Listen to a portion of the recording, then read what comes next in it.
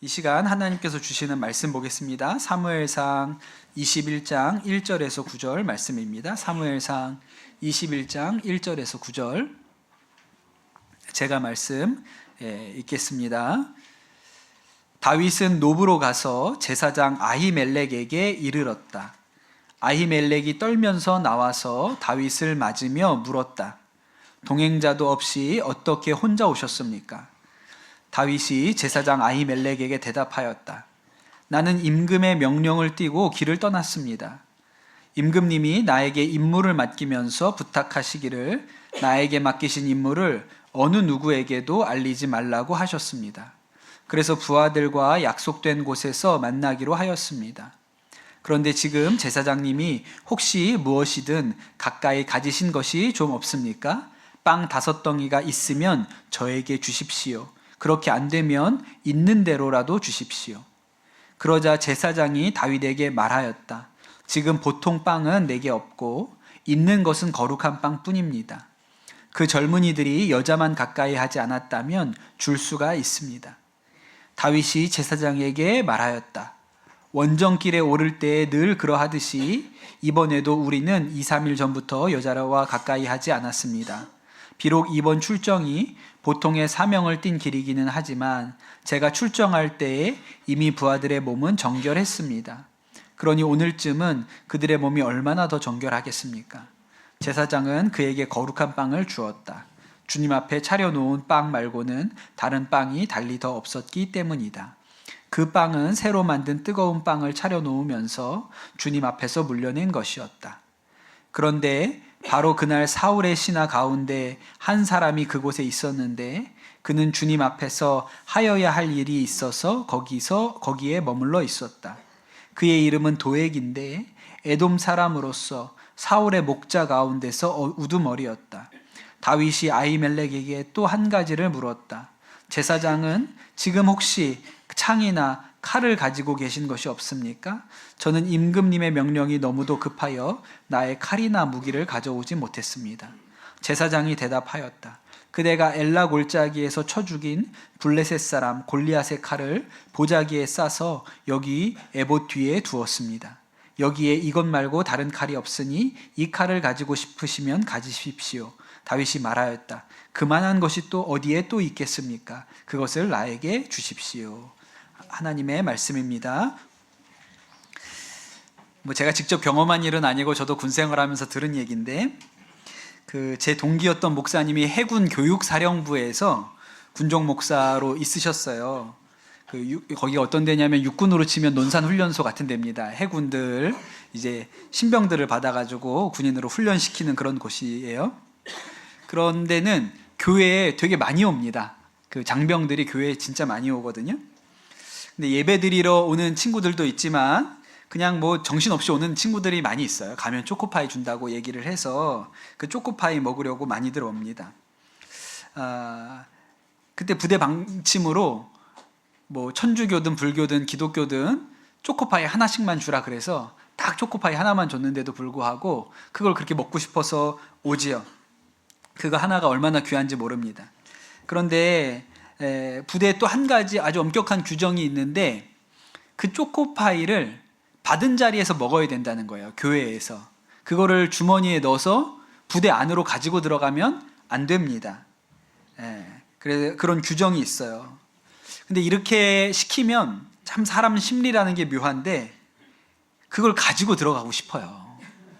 그거를 또 이렇게 훈련이 힘들고 어려울 때 나 도저히 오늘 너무 힘들다 이럴 때 그거 하나를 이렇게 까서 먹는 게 또 얼마나 기쁨이고 위로인지 모릅니다. 그래서 이거를 가지고 들어가고 싶은 마음이 있는데 그 생활관으로 복귀할 때 교관들이 검사를 하거든요. 그러니까 이거를 숨겨서 걸리지 않게 들어가는 일이 쉬운 일은 아니죠. 근데 방법이 있기는 있습니다. 제가 여기부터 그 목사님한테 들은 얘기예요. 어떻게 되냐면 그 초코파이를 받아서 봉지를 까지 말고 봉지째로 잘 주무르는 거예요.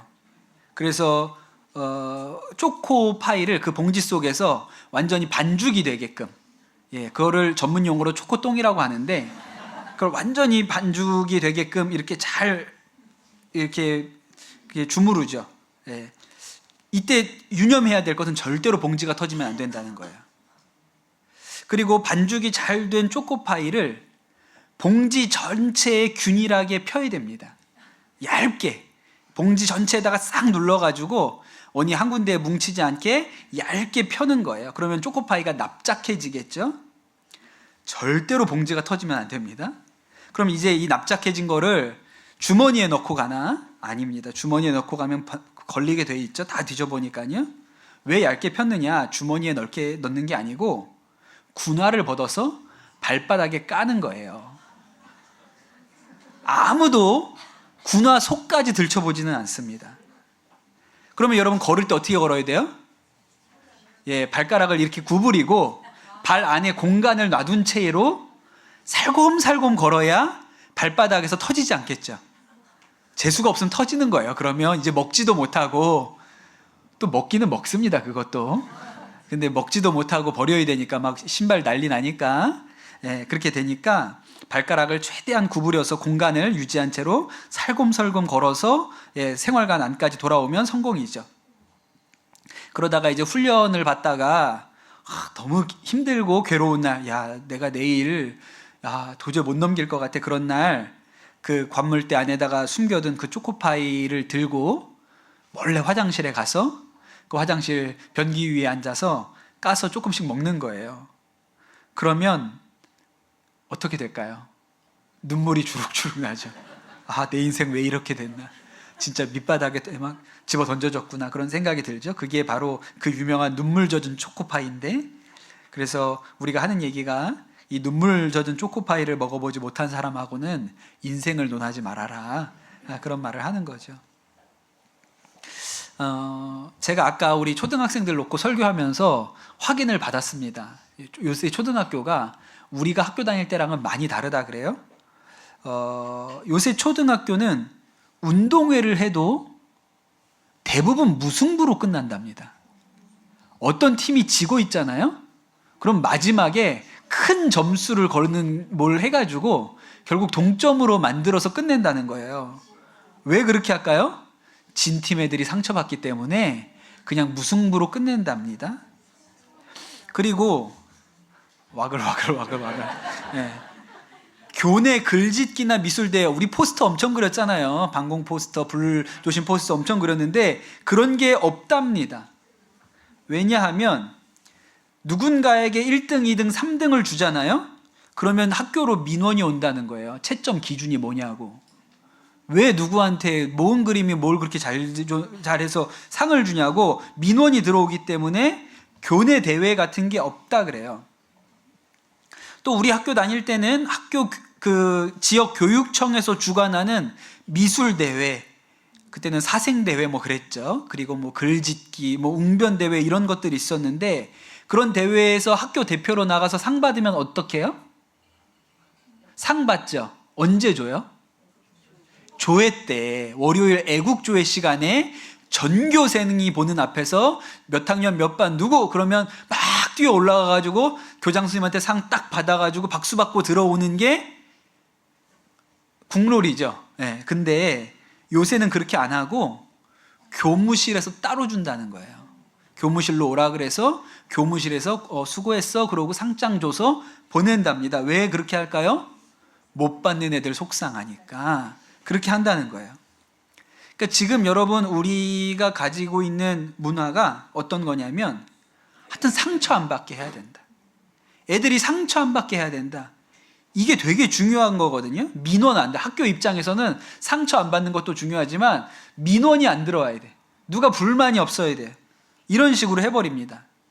그런 면에서 우리 교회 어하나는 참 대단해요. 매주마다 금메달, 동메달, 은메달, 짤 없어. 짤 없이 그냥 애들이 상처를 받든 말. 우리 시우는 맨날 와가지고 또 졌다고. 나 그만둘 거라고 막. 맨날 와가지고 나 이제 그만, 다시는 어하나 안 나간다. 이기는 일이 없어. 이기는 일이.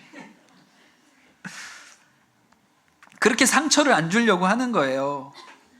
근데 여러분, 언제까지 그걸 지켜줄 수가 있습니까? 우리가 언제까지 그걸 지켜줄 수가 있냔 말이에요. 여러분, 사람이 실패를 통해서 성장합니다.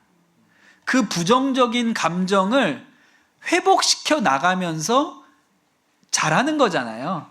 왜 쟤는 받는데 나는 못 받지? 섭섭해. 이 감정을 극복해 가면서 성숙이 일어나는 거잖아요.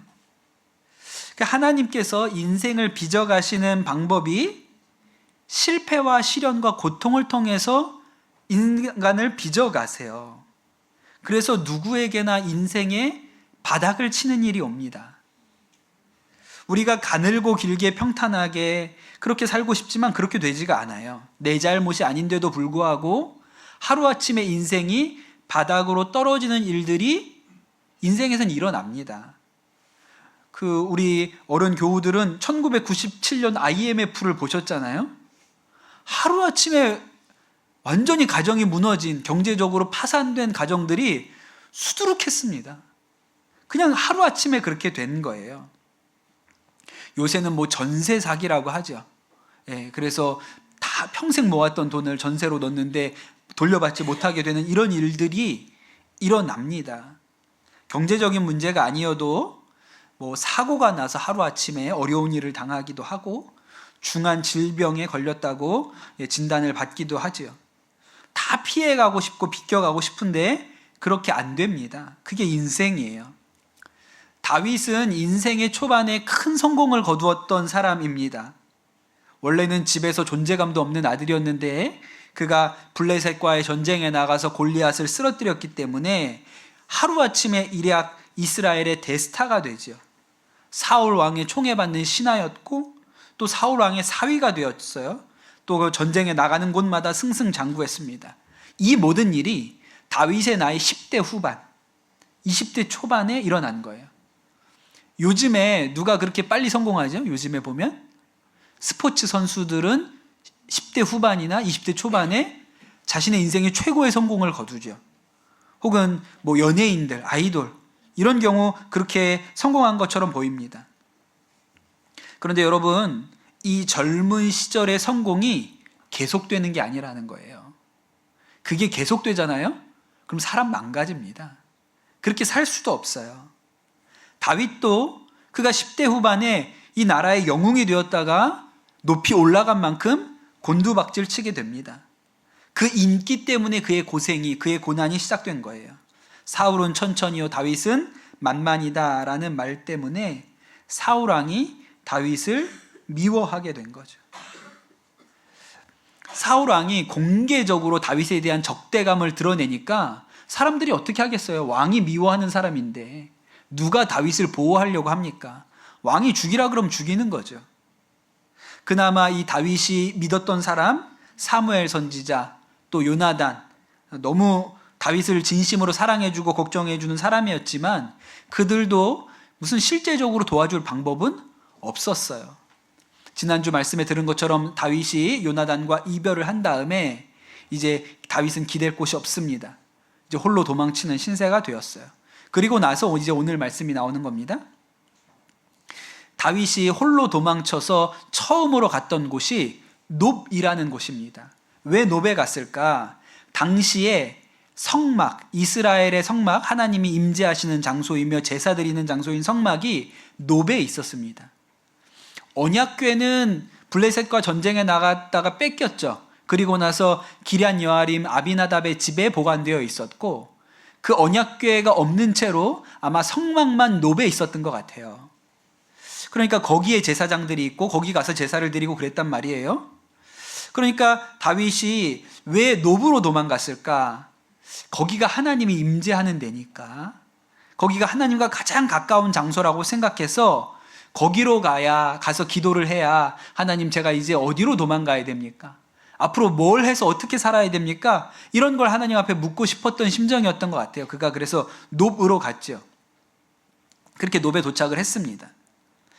가서 제사장 아히멜렉을 만났는데 아히멜렉은 이미 다윗을 잘 알고 있어요. 너무 유명한 사람이니까요. 그런데 아히멜렉이 다윗이 이렇게 온 것을 갑작스럽게 방문했는 걸 보면 너무 반가워해야 될 텐데 그런 반응이 아니었어요. 아히멜렉이 다윗에게 뭐라 그랬냐면 왜 혼자 왔습니까? 라고 물어봅니다. 다윗이 딱 이 질문을 듣자마자 느낌이 쎄하죠. 얘도 사울한테 무슨 얘기를 들었나? 우리 편, 내 편이 아닌가? 이런 생각이 들지 않겠어요? 사울 왕이 다윗을 죽이려고 하면 이 나라의 80%, 90%는 다윗을 잡아서 왕에게 갖다 맞추는 게 좋은 일이라고 생각하겠죠. 그래서 다윗이 얘기를 합니다. 임금님의 비밀 임무를 띠고 제가 여기 왔습니다. 근처에서 내가 부하들을 만나기로 했으니 비밀로 해주십시오. 그렇게 얘기를 하거든요. 또 이 말씀을 보면서 다윗이 거짓말을 했다고 막 이렇게 비난하는 분들이 있어요. 다윗도 거짓말했다. 여러분, 지금 뭐 사냐 죽느냐 하는 판인데 거짓말 안 할 수 있겠습니까? 탈북자가 그 북한에서 두만강을 넘으려다가 군인들한테 붙들렸어요. 그래서 너 어디 가려고 하느냐라고 물어보면 남조선으로 갑니다. 이렇게 말하는 사람이 어디 있습니까? 그냥 지나가다가 너무 좀 손 좀 씻으려고 강까지 내려왔다 이렇게 얘기하는 거죠. 그러니 다윗이 그렇게 얘기하고 나서 속으로 야, 여기도 안전하지 않겠구나, 빨리 떠나야겠다 이렇게 생각을 했을 거란 말이에요. 그런데 여러분, 이렇게 어려울 때, 밑바닥에 있을 때 뭐가 진짜 문제냐면 시도 때도 없이 배가 고프다는 거예요. 가출하잖아요. 우리 청소년들 가출해 봤습니까? 내가 보니까 가출해 본 사람 없을 것 같은데, 가출하면 처음에는 기세등등하게 나옵니다. 근데 언제 위기가 와요? 해 지면 위기가 와요. 밤에 갈 데가 없거든요. 요새는 보통 이제 찜질방. 근데 여러분은 찜질방에 가서 쫓겨나니까 어디 가면 좋을까요? 여러분, 가출하고 어디 갈지 생각해 봤어요? 친구 집? 친구가 있구나. 그래도 다행이다.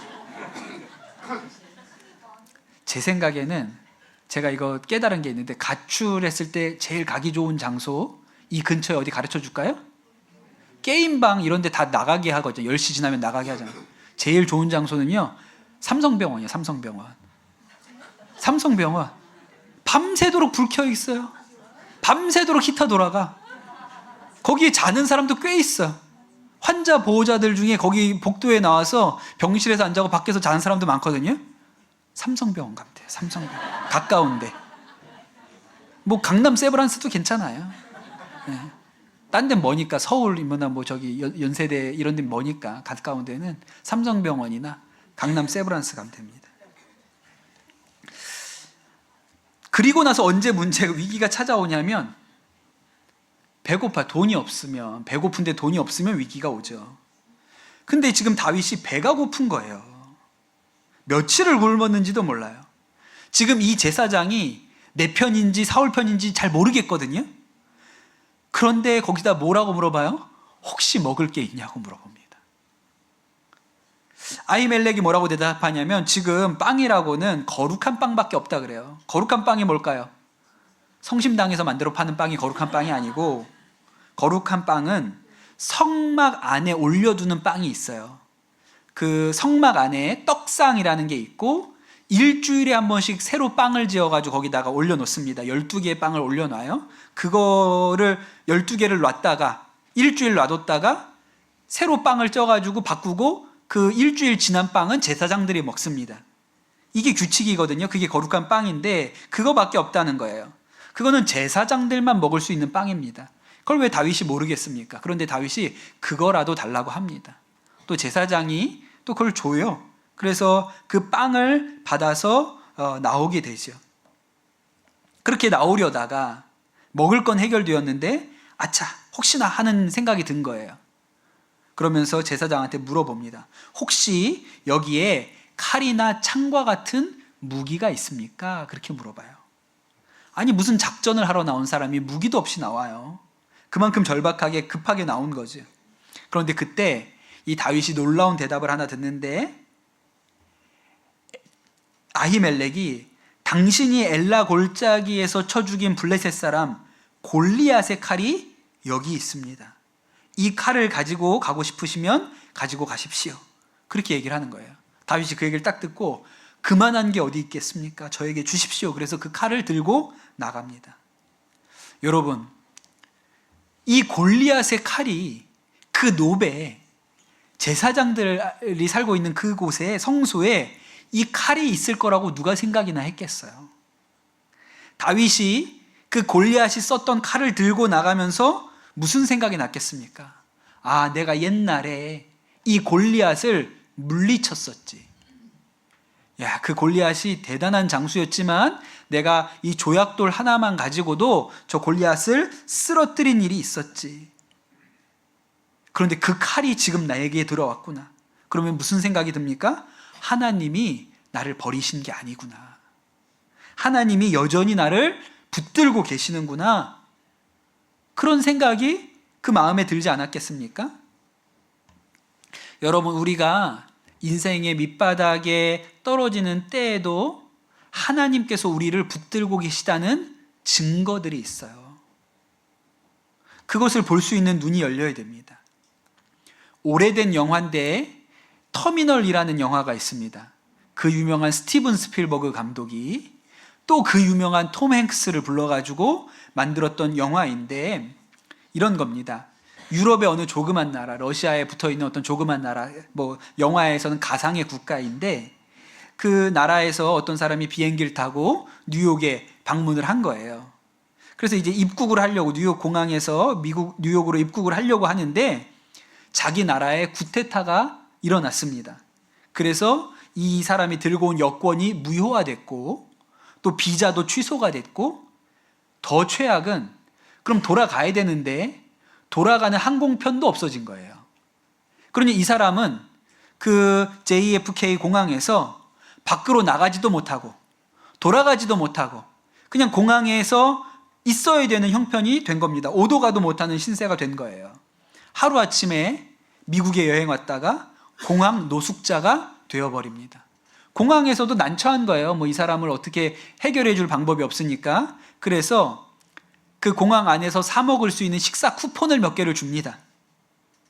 그걸 들고 가가지고 어디 가면 밥을 주는 거예요. 그런데 너무 안타깝게도 그 사람이 막 정신없이 공항에서 이 일을 해결해 보려고 막 여기저기 하다가 가방을 놔뒀는데 그 가방에 두었던 쿠폰이 떨어지고 그걸 청소부가 다 치워버려서 식사도 할 수 없는 형편이 되는 거예요.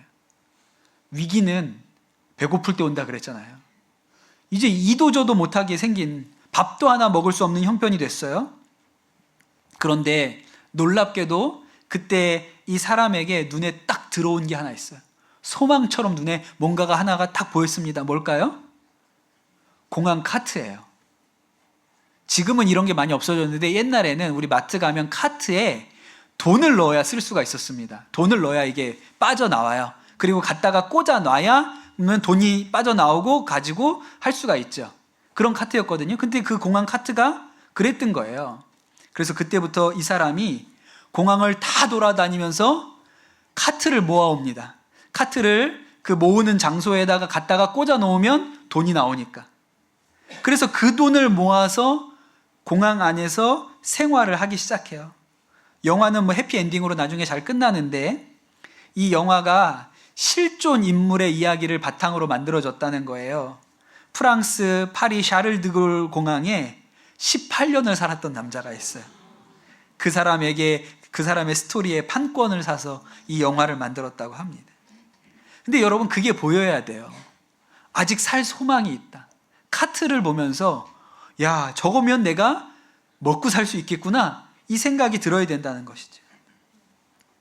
여러분, 창세기를 보세요. 요셉이 출발이 좋았습니다. 사랑받는, 특별히 편애받는 아들이었어요. 혼자서 색동옷 입고 살았거든요. 그런데 그렇게 형들 도시락 배달 갔다가 하루아침에 구덩이에 던져지게 됩니다. 인생의 밑바닥에, 절망의 구렁텅이에 던져지게 된 거죠. 그런데 여러분, 이 절망적인 순간을 성경이 뭐라고 기록하냐면 창세기 37장 24절에 그를 들어서 구덩이에 던졌다. 그 구덩이는 비어있고 그 안에는 물이 없었다. 그렇게 성경이 기록해요. 여러분, 그 구덩이에 물이 있었는지 없었는지 누가 물어보셨어요? 안 물어봤잖아요. 요새 이런 걸 뭐라고 내자로 말합니까? 안물안궁 아니에요. 물어본 사람도 없고 궁금한 사람도 없어요. 그런데 성경에서 굳이 그 안에 물이 없었다고 일부러 써놨어요. 왜 그랬을까요? 물이 채워져 있었더라면 요셉이 죽었겠지. 근데 그 구덩이가 비어 있었어. 그럼 그 구덩이 누가 비워놨을까? 하나님이 요셉을 고난 가운데 떨어지게는 하셨지만 그를 죽일 마음은 없으셔. 그래서 하나님이 그 구덩이를 미리 비워놓은 채로 준비해 두신 거야 라는 얘기를 성경이 하고 싶어서 아무도 안 물어봤는데 그 구덩이는 비어 있었더라. 그 얘기를 써놓은 것이죠. 아직 요셉의 인생이 끝날 때가 아니라는 말입니다. 룻기를 보면 엘리멜렉과 나오미가 부부였는데 흉년이 들어요. 그래서 베들레헴을 등지고 저 모압으로, 이방 땅으로 이사를 갑니다. 그때 말론과 기럯이라는 두 아들을 데리고 갔거든요. 잘 살아보자고 간 거예요. 그런데 그 모압에서 남편이 죽고 엘리멜렉이 죽고 또 두 아들도 죽었습니다. 그러니까 나오미 입장에서는 다 잃어버린 거예요. 괜히 모압 갔다가 다 잃어버렸어요. 남은 게 아무것도 없어요. 그런데 성경은 지금 이 상황을 뭐라고 또 기록할까요? 룻기 1장 5절에 보면 이렇게 기록합니다. 말론과 기럯 두 사람이 다 죽고 그 여인은 두 아들과 남편을 뒤에 남았더라 그래요. 우리가 볼 때는 아무것도 남은 게 없거든요. 그런데 성경은 나오미가 남아있다고 얘기합니다. 게다가 나오미만 남아있는 게 아니고 며느리 룻도 옆에 있었어요. 그게 보여야죠. 여러분, 칭송받았던 영웅, 왕의 사위까지 되었던 다윗이 하루아침에 도망자 신세가 되었습니다. 믿을 수 있는 사람도 없고 배는 고프지만 먹을 것도 구하기가 어려워요. 율법을 어기면서까지 목숨을 구걸해야 되는 때에 있습니다. 그런데 참 신기하게도 그 찰나에 골리앗의 칼이 그의 손에 들어오게 돼요. 하나님이 다윗에게 하고 싶은 말씀이 있는 거죠.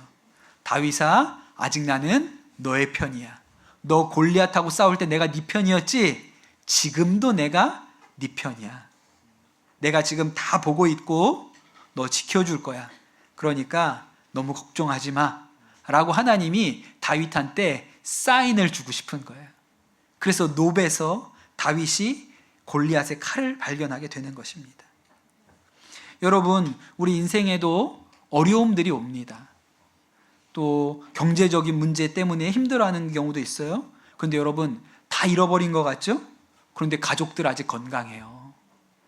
아내가 그래도 한번 열심히 살아보자고 옆에서 격려해줘요. 그럼 뭐가 걱정이에요? 일어설 수 있지요. 하나님이 붙들어주고 있잖아요. 여러분, 여전히 하나님께서 내가 붙들고 계시다는 사인이 반드시 있습니다. 집에 가서 다락 같은데, 창고 같은데 잘 찾아보세요. 어디 골리앗의 칼이 숨어 있어요. 없다고 생각하세요?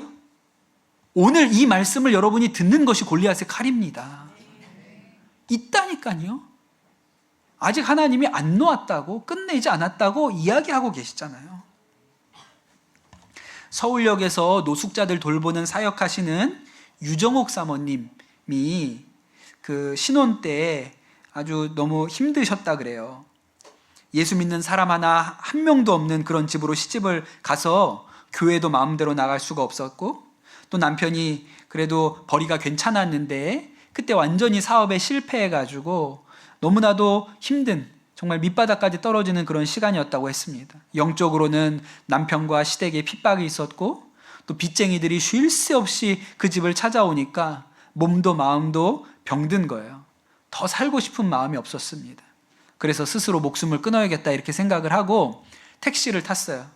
택시 타서 기사님한테, 기사님 요금은 2배로 드릴 테니까 청평댐으로 가주세요 그랬습니다. 기사 아저씨가 이 뒤에 여자가 딱 타는데 딱 보니까 이상해요. 혼자서 힘이 하나도 없고, 거기다가 누가 청평댐을 혼자 가요. 그러니까 뭐가 잘못됐구나 그런 생각이 들죠. 아무 말 없이 한동안 아저씨가 운전을 하다가 어렵게 입을 여셨습니다. 청평댐엔 뭐 하러 가세요? 혹시 죽으려고 가시는 겁니까? 그렇게 물어본 거예요. 아무 대답이 없으니까 이분이 하시는 얘기가, 이 근처에 내가 잘 아는 기도원이 하나 있는데 지금 가시면 거기서 오후 예배 드리고 있을 거예요. 이왕 자살할 바에는 거기 한번 들어가셔서 1시간만 앉아 있다가 나오세요. 내가 어디 안 가고 주차장에다 차 대놓고 기다리고 있을 테니까 예배 드리고 나오세요. 그리고 나서도 죽고 싶은 마음이 여전히 있으시면 제가 청평댐 그때 모셔다 드릴 테니 그때 미련 없이 하고 싶은 대로 하세요. 그러셨다는 거예요. 그 기도원으로 가자고 얘기도 안 했는데 이미 차는 기도원에 들어가 있어요. 할 말도 없고. 그래 가만히 있다가 아저씨가 하는 얘기가 여기까지 온 거는 제가 요금 안 받겠습니다. 어차피 손님 원하는 목적지로 오지 않았으니까 제가 여기서 하여튼 기다리고 있을 테니까 한번 들어갔다 나오세요. 그래서 뭐 거기 계속 앉아 있을 수도 없으니까 기도원에 들어간 거예요. 들어갔는데 얼마나 마음이 억울하고 속이 상한지 하나님 앞에 고래고래 소리 지르면서 왜 나를 이렇게 만들었냐? 왜 나를 이렇게 비참하게 하시냐? 내가 뭘 그렇게 잘못했냐고 하나님 앞에 막 소리를 지르고 따지는데, 그런데 그때 하나님의 은혜가 임했습니다. 갑자기 통곡이 터져 나오고 회개가 일어나면서 눈물이 쏟아지고 내가 진짜 잘못 살았구나. 내가 하나님 안 믿고 살았구나. 그래서 내 인생이 이렇게 나락으로 떨어진 거구나. 그런 생각이 들었다는 거예요. 그렇게 한참을 울고 기도하고 나서 마음이 가벼워졌어요. 새 사람이 된 것 같은 생각이 들었는데 그제서야 택시기사 아저씨가 기다리고 있다는 생각이 든 거예요. 급하게 눈물 범벅이 되어서 막 뛰어나와서 그 차 선대를 갔더니 그 앞에서 택시 아저씨가 서가지고 웃고 있더래요. 자기 나오는 모습을 보면서. 그리고 이제 됐구나 그러고 손 흔들고 가셨다는 거예요. 그러니 여러분, 우리가 밑바닥에 떨어진 순간에조차도 하나님이 우리를 붙들고 계시다는 사인이 있습니다. 있어요. 하나님이 붙들고 계세요. 그러니까 다윗이 그 절박한 순간에 골리앗이 썼던 칼을 발견하게 되는 거예요. 그 칼 누가 거기다 갖다 놨대요?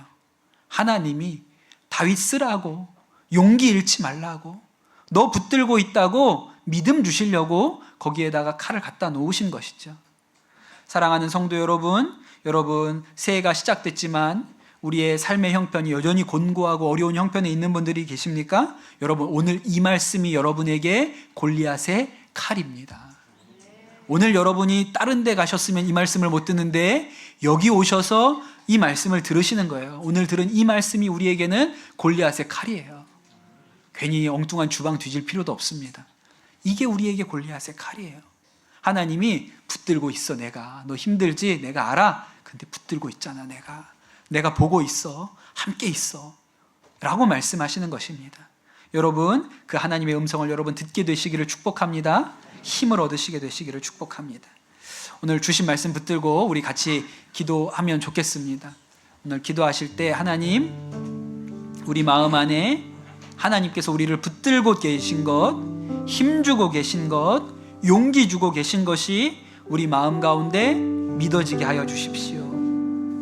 골리앗의 칼을 준비하신 주님이 나의 하나님이신 것이 믿어지게 하여 주시옵소서. 이 시간 우리 합심해서 기도하도록 하겠습니다. 기도하겠습니다. 하나님 감사합니다. 오늘 새해를 시작하는 이때에 하나님, 우리가 하나님의 전에 나와 예배드리며 주의 말씀 듣게 하시니 감사를 드립니다. 주님, 다윗과 같이 밑바닥에 떨어진 하나님 그런 심정으로 예배에 나온 이들이 있습니까? 오늘 우리가 들은 하나님의 말씀이 하나님께서 우리를 위하여 준비하신 골리앗의 칼인 것을 우리가 믿게 하여 주시옵소서. 하나님, 우리의 귀가 열려서 하나님 이 말씀이 귀에 들리고 하나님이 여전히 우리를 붙들고 계시고 힘주고 계시고 응원하고 계시는 것이 우리 마음 가운데 믿어지게 하여 주시옵소서. 하나님, 우리 하나님이 우리를 결코 놓지 않는 분이십니다. 하나님, 이 말씀이 믿어지고 힘을 얻고 돌아가게 하여 주옵소서. 감사합니다. 모든 말씀 예수님 이름으로 기도드립니다. 아멘.